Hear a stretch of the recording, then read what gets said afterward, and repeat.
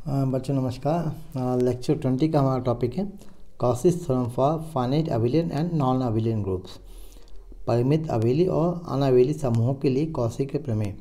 अबेली समूह से मतलब हमारा क्रमनिमेय समूह है, और नॉन अबेलियन मतलब ऐसा समूह जो क्रमनिमेय नहीं है। तो इसमें मान लीजिए दो थ्योरम्स हैं, एक तो अबेलियन ग्रुप के लिए है और दूसरा नॉन अबेलियन ग्रुप के लिए। तो इसके लिए बेसिक जो आपकी स्टडी होना चाहिए, ग्रुप्स मालूम होना चाहिए, कम्यूटेटिव ग्रुप और अबेलियन ग्रुप्स के बारे में मालूम होना चाहिए। आपका नॉर्मल सब ग्रुप है, ऑर्डर है, साइक्लिक ग्रुप है, इसके अलावा कोसेंट ग्रुप है। इनकी बेसिक नॉलेज हमें ज़रूर होनी चाहिए। तो ये पिछले लेक्चर्स में इन सब की बात हम लोगों ने की है। तो सबसे पहले हम स्टेटमेंट पर आते हैं कि Cauchy theorem for finite abelian groups का कथन लिखते हैं। So let G be a finite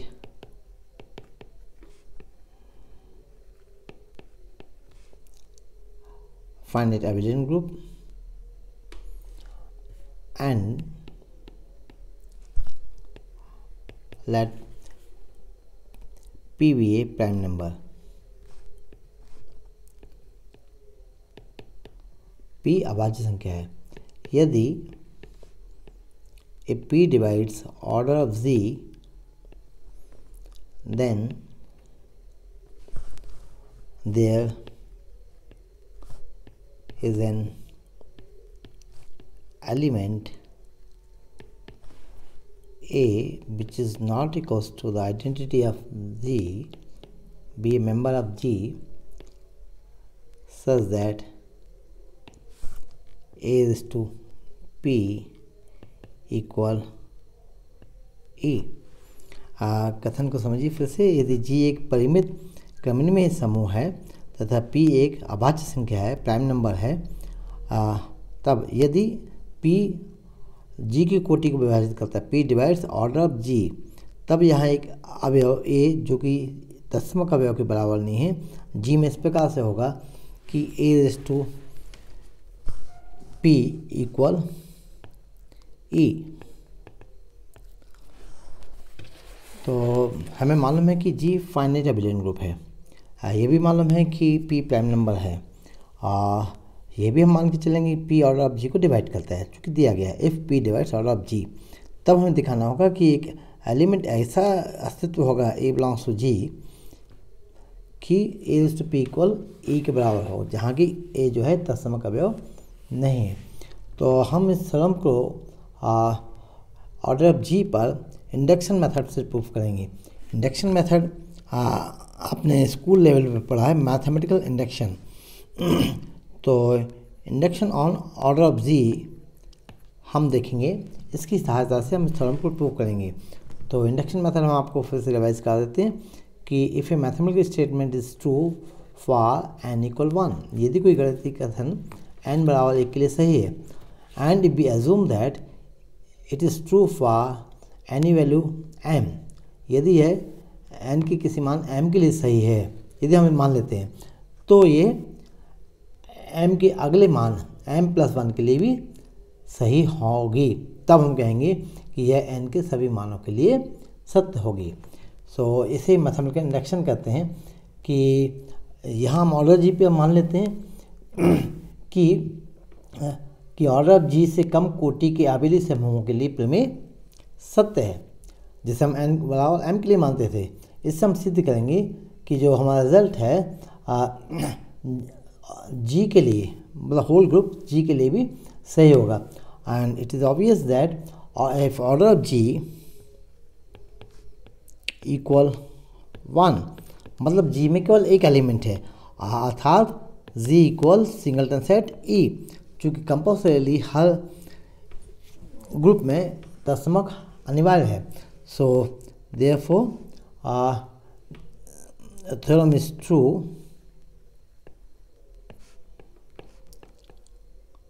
for n equal order of G equal 1। यदि ये तो जी इक्वल सिंगलटन सेट ई, ये जी का एक अनुचित उपसमूह है, क्योंकि दो उपसमूह जी के अवश्य होते हैं, एक स्वयं जी और एक सिंगलटन सेट ई। तो हम ये मान के चलते हैं कि G have only proper subgroups, G has only improper subgroups, and that is H यदि G का सबग्रुप है, then H is not equal to singleton set E and is not equals to the whole group Z। तब G की कोटि, तो order of G निश्चित ही एक prime number होनी चाहिए, चूँकि कंपोजिट नंबर जो है, मान लीजिए और if order of G equal m into n, that is composite number where neither m equal 1 nor n equal 1, तब G के निश्चित ही प्रॉपर सबग्रुप्स होंगे। तो हम ये मान लेते हैं कि अभाज्य होनी चाहिए G की कोटि। मान लीजिए कि P is a prime number, अभाज्य संख्या है, and P divides order of Z। चूँकि प्राइम नंबर को कोई नंबर डिवाइड नहीं करता अदर देन 1 एंड इटसेल्फ, चूँकि P यदि प्राइम नंबर है तो इसको कोई भी नंबर डिवाइड नहीं करता एक और स्वयं P का अतिरिक्त, लेकिन ये किसी और नंबर को तो डिवाइड कर सकता है, इसलिए हमने कहा P divides order of G। इससे हम आगे देखते हैं कि एंड सो दैट इस प्रकार से डिवाइड करते order of G equal P. और हम ये भी जानते हैं कि कोई भी ग्रुप जिसका ऑर्डर प्राइम है, if order of G is prime then G is cyclic. तो जी यदि जी का ऑर्डर प्राइम है तो एक साइक्लिक समूह होता है। सो इसलिए कोई भी therefore each member A for all A which is not equals to E member of G will be a generator of G. अतः जी का प्रत्येक अवयव जो है जो कि ई के बराबर नहीं है, जी का जनक होता है, जनक होगा। हैंस एक्सक्लूडिंग ई, अतः ई के अतिरिक्त जो रिमेनिंग p-1 एलिमेंट्स होंगे वो इस प्रकार से होंगे कि A is to order of G equally, इसे हमने प्रूफ भी किया था जब हमने लेग्रेंज थ्योरम पढ़ा था। So that is A is to P equal the identity E of G. Okay, इसलिए जी मान लीजिए जो कोई प्रॉपर सब ग्रुप एन रखता है, that is N subset of G. और मतलब G has proper subgroup N, then n is not equals to E, neither not equals to singleton set E and nor equals to Z। तो यहाँ दो possibility होती हैं, there exist two possibilities, यहाँ दो संभावनाएं होंगी। एक संभावना कि P डिवाइड्स करता है ऑर्डर ऑफ n के लिए, और दूसरी संभावना कि P ऑर्डर ऑफ n के लिए डिवाइड नहीं करता है।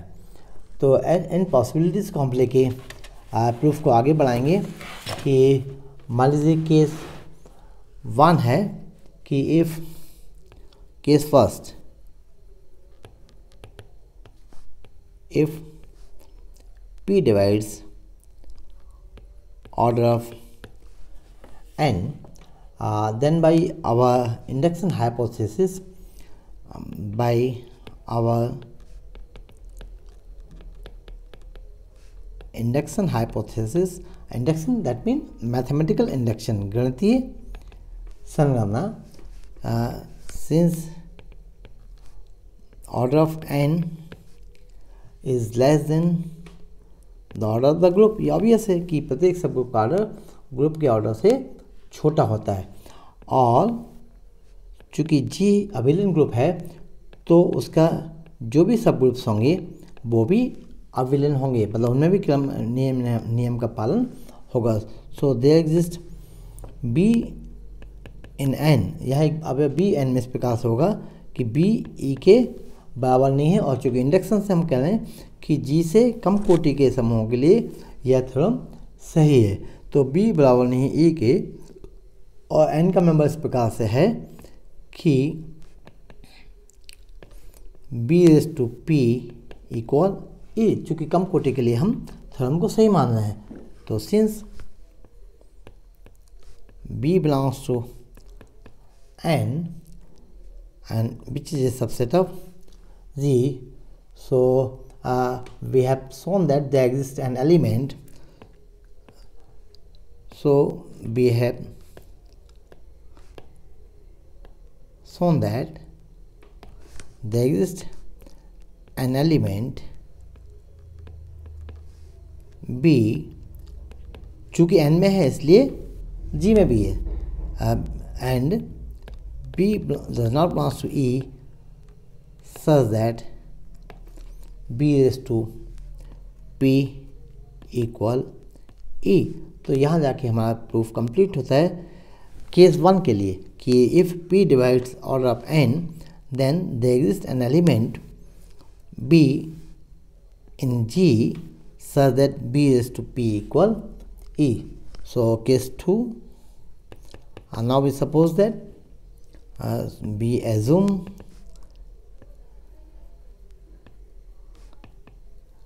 that P does not divides order of n, since चूँकि G अभिलयन है, मतलब क्रमनिवय नियम का पालन करता है, और n is a normal subgroup of G,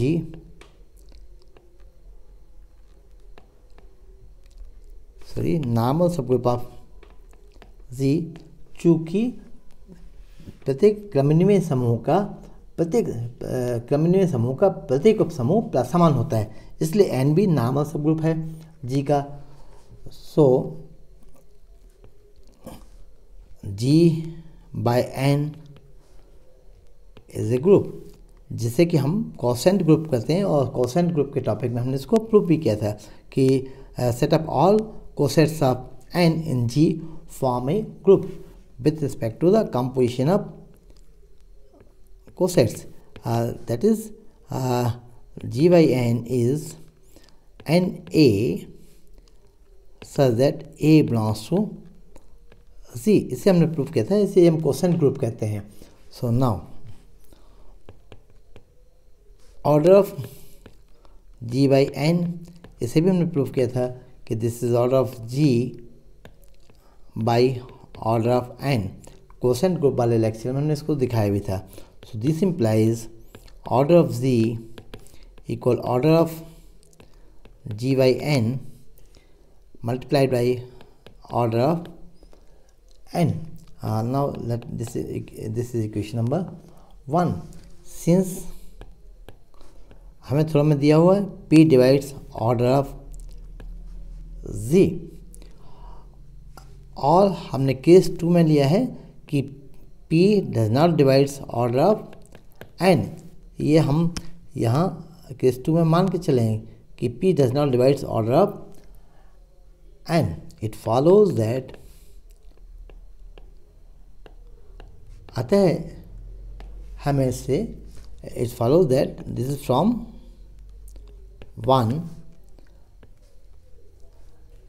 कि P divides order of G by n।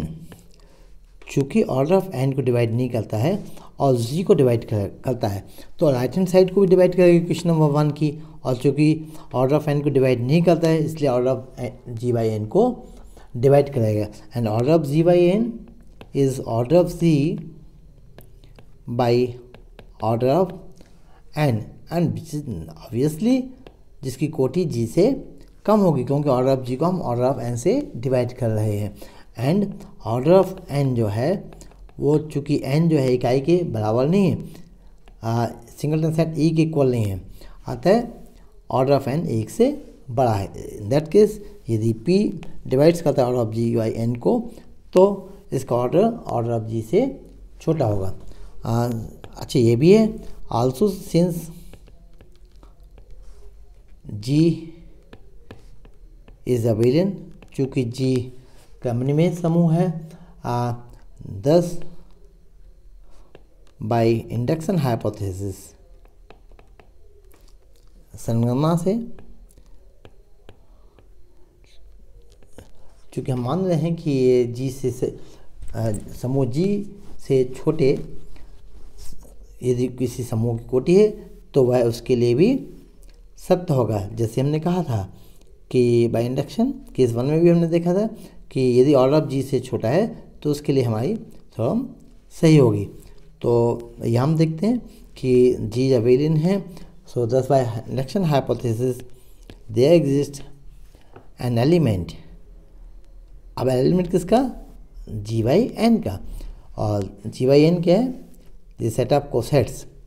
So there exist an element N B belongs to G by N satisfying NB whole raised to P equal identity। और E जो तत्समक है G by N का वह नामक सब group N स्वयं है। इस हमने उस समय प्रूफ भी किया था क्वोशेंट ग्रुप के केस में। सो N is the identity element of G by N, that is NB is not equals to N। in the quotient group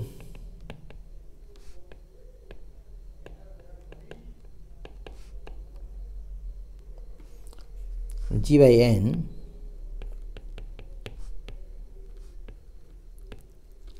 we have order of NB equal P। We also have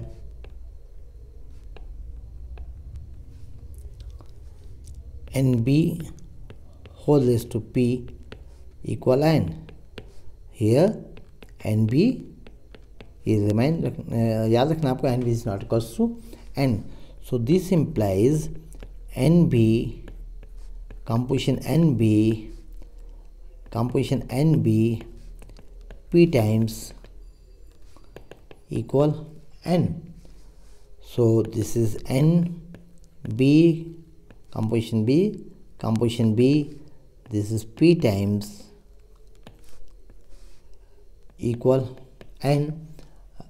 So implies NB raised to P equal N, where NB is not equals to N।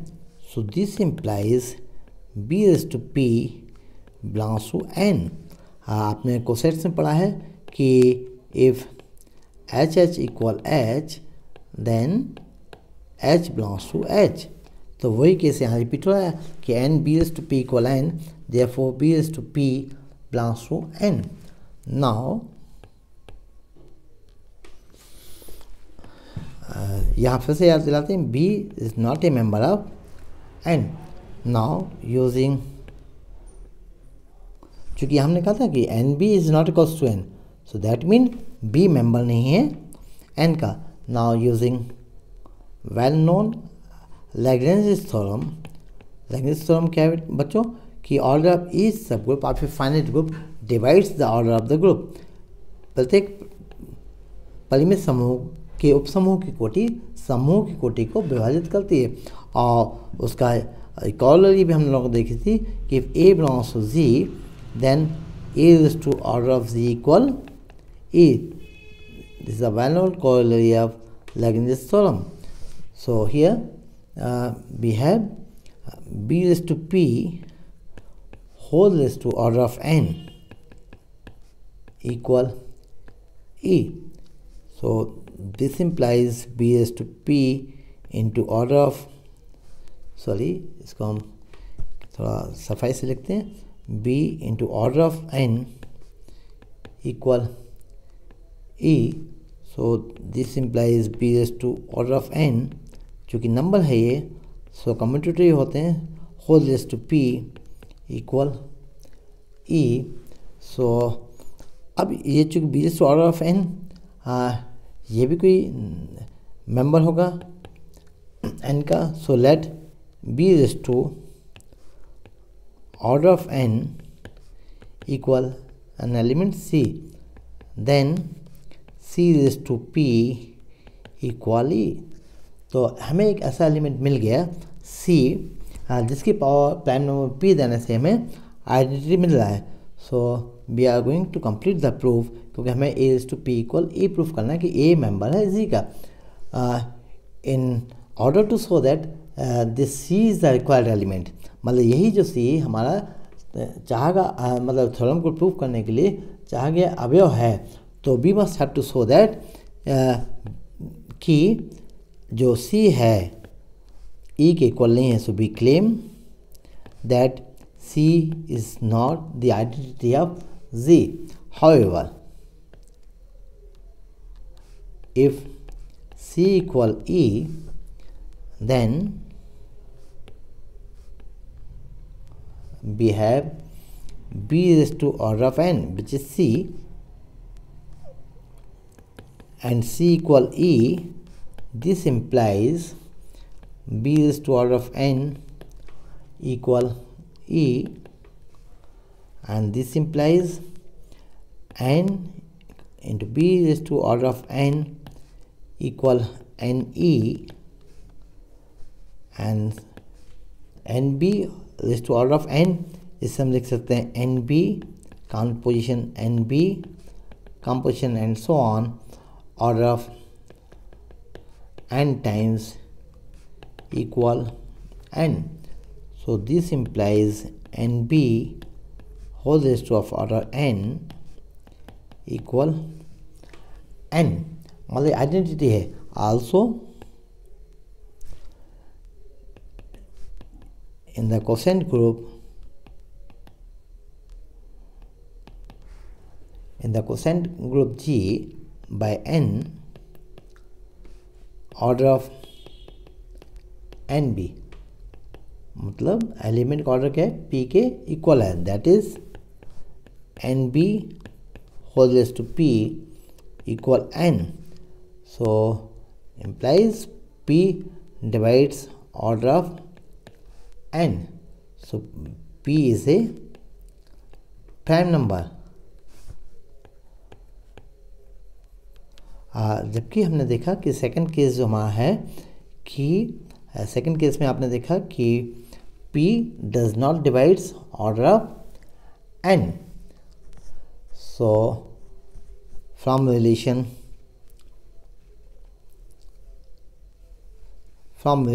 2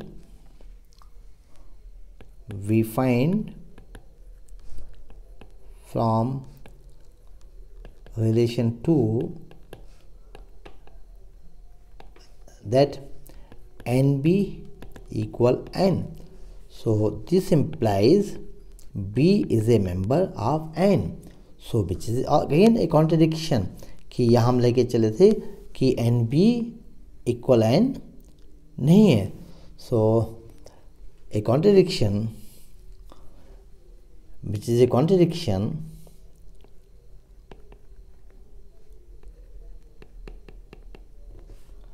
to the fact that B is not a member of n, thus C is not equals to E and C is to P equal E, and we have completes the proof by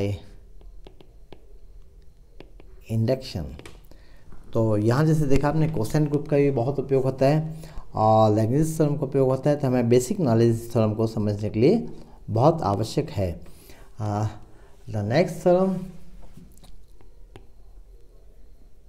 this is theorem 2, Cauchy's theorem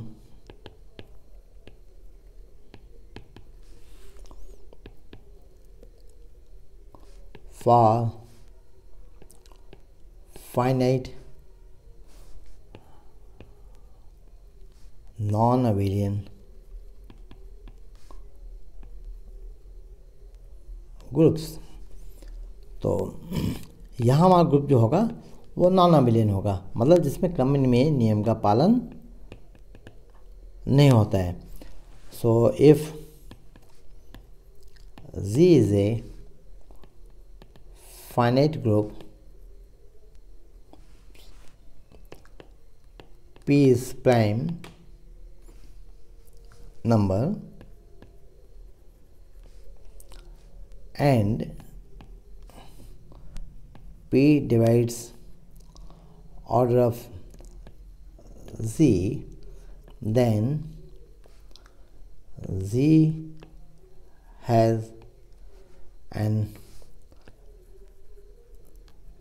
element of order P, that is A is to P equal E. Order of A is P, so that is A is to P equal E. So come to the proof of Cauchy's theorem for non-abelian group। यहाँ भी हम पिछले theorems की जगह मान लेते हैं कि लेट Z हमारा ग्रुप है and in fact it is finite group है एंड P अभाज्य संख्या है, मतलब प्राइम नंबर है which is divisible by 1 and itself only, and number 3 कि P divides order of Z, जो कि थ्योरम में आपको इन सब तीनों चीज़ें दी गई हैं। तो यहाँ हम देख सकते हैं कि यदि ये दिखाना है कि A कोई मेंबर है G का जो कि आइडेंटिटी नहीं है, तो उसके लिए प्रूफ करना होगा A is to P equal E। तो इसका एग्जिस्टेंस के लिए हमें दिखाना होगा बाय इंडक्शन मेथड, जैसे हमने थ्योरम 1 में प्रूव किया था। इसे भी हम इंडक्शन मेथड से प्रूफ करेंगे कि G से कम कोटि के लिए, मतलब ऑर्डर ऑफ G से कोई लेस देन ऑर्डर है किसी सब ग्रुप का, तो उसके लिए थ्योरम यदि सही है तो बाय इंडक्शन ये G के लिए भी सही होगा। सो इफ़ ट्रिवियल केस में तुच्छ उदाहरण के लिए कि if order of Z equal 1, that is Z have only identity element, so proof is clear है ना, theorem is clear, proof of the theorem is clear, proof is clear. तो हम ये मान के चलते हैं कि ऑर्डर ऑफ G जो है 1 से बड़ा है। So let H is a subgroup of G, let H is a subgroup of H is a subgroup of G. So here also there are two cases. Now two cases arise here.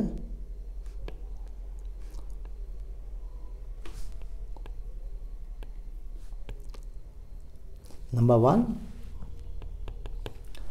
P divides order of P divides order of H, and the second case is theorem 1 की जैसी कि P does not divides order of H। so पहले case को हम लेके चलेंगे कि case 1, case first कि suppose there exists a subgroup H which is not equals to Z, that is proper subgroup of G, such that P divides order of H, then clearly order of H is less than order of Z. So therefore चूँकि G से कम कोटि के लिए हम induction से मान के चलें कि थ्योरम सही है, so therefore by induction the theorem is true for H. So there exists an element A belongs to H such that order of Z equal P, but A belongs to H and H is a subset of Z. This implies A is also a member of Z. Therefore, there exists an element A which is not equals to E and member of G such that order of A equal P, and so A is to P equal E. So P is the least positive integer for which or A is to P equal E. So this completes the proof for case 1. So now come to case 2. Now we suppose that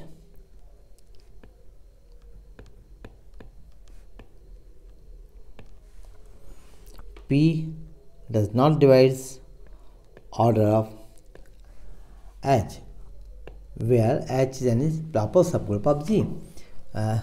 Suppose H is a proper subgroup of Z. So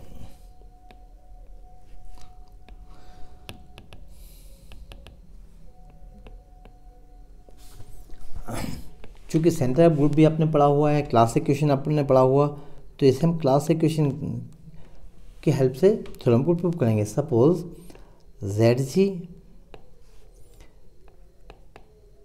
is the centre of G.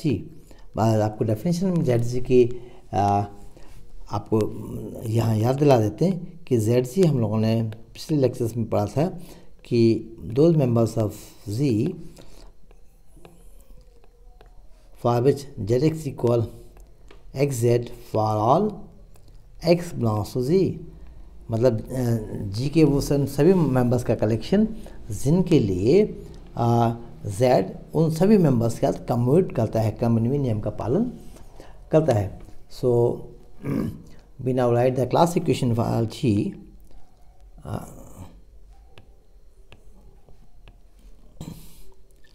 Class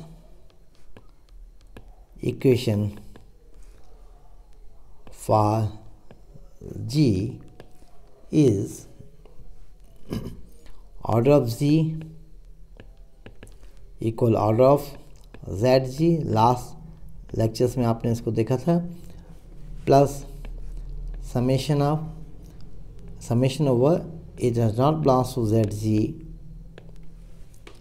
order of Z by order of NA, that is order of Z equal order of ZG. ये भी हमने proof किया था कि A does not belongs to, if A belongs to ZG then NA equal ZG. तो यहाँ order of NA equal order of ZG, तो यहाँ हम लिख सकते हैं this is summation over NA is not equals to G order of Z by order of NA. So we know that हम ये जानते हैं कि Na normalizer of A. So Na is a subgroup of G. Normalizer और centralizer दोनों एक ही बात है, ये हमने वहाँ देखा भी था. So if A does not belong to ZC, then clearly NA is not equals to Z. Therefore, by our assumption क्या है? P divides order of, by our assumption P divides order of Na. Further, if Na is not equals to Z, then counting numbers है Ca, small ca equal order of Z by order of Na. So this implies order of Z equal Ca into order of Na.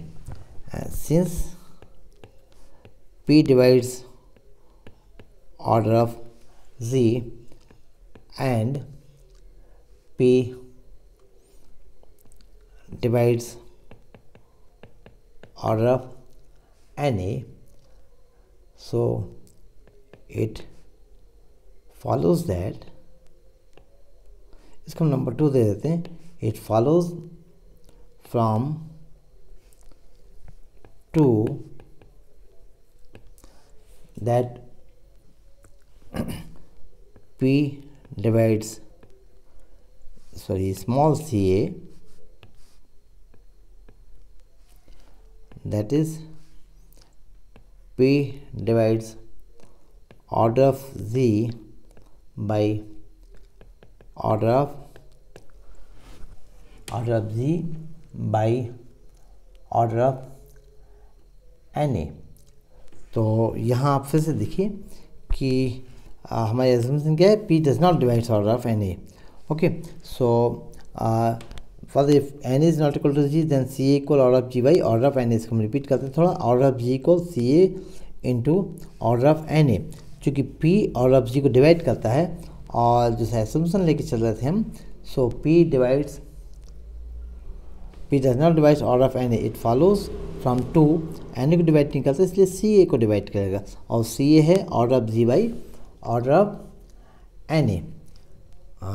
If Na is not equals to Z, and so P divides summation Na is not equals to G order of Z by order of Na. Again, P divides order of Z and P divides sigma Na is not equals to Z order of Z by order of Na. So this implies, चूँकि इन दोनों को divide करता है इसलिए इनके difference को भी divide करेगा. सो P divides order of Z minus sigma Na is not equals to G order of Z by order of Na. Implies P divides center of Z, P divides the order of center of Z, that is Zg. Thus Zg is a proper subgroup of G. So this implies Zg is a proper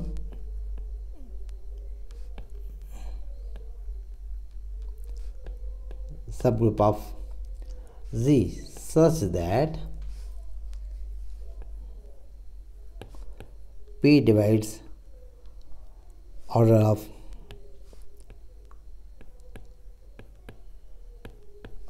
Zg. But by our assumption, P is not a divisor of any proper subgroup of G, but P is not the divisor of any proper subgroup H of a group G. So G cannot be a, therefore Zg cannot be a proper subgroup of Z. This situation forces us to accept the only possibility left us, that is Zg equal the group G itself. जब इसके proper सब group नहीं होगा और P divides order of Zg है, तब Zg equal होगा Z के, but then G is abelian. क्यों? सेंटर ऑफ ग्रुप क्या है? ये सेंटर ऑफ ग्रुप जो है Zg, ये अबेलियन ग्रुप होता है जो G के अदर एलिमेंट्स के साथ ये कम्युनिटी नियम का पालन करता है. सो इन दैट केस G स्वयं अबेलियन हो जाएगा. चूँकि हम अबेलियन ग्रुप्स के लिए कॉची थ्योरम को रिमाइंड करते हैं कि जो हमारा फर्स्ट थ्योरम थी कि यहाँ then there is A does not A is not equals to E member of G such that A raised to P equal A. Here we must subtract therefore. So therefore there exists an element. फिर से सुन लीजिए, Zg equal G. Zg चूँकि abelian होता है इसलिए G भी क्या हो गया? अबेलियन ग्रुप हो गया. और अबेलियन ग्रुप के लिए कॉची थ्योरम से यहाँ एक मेंबर E G में इस प्रकार से होगा कि A is to P equal E. But P is a prime number. But P is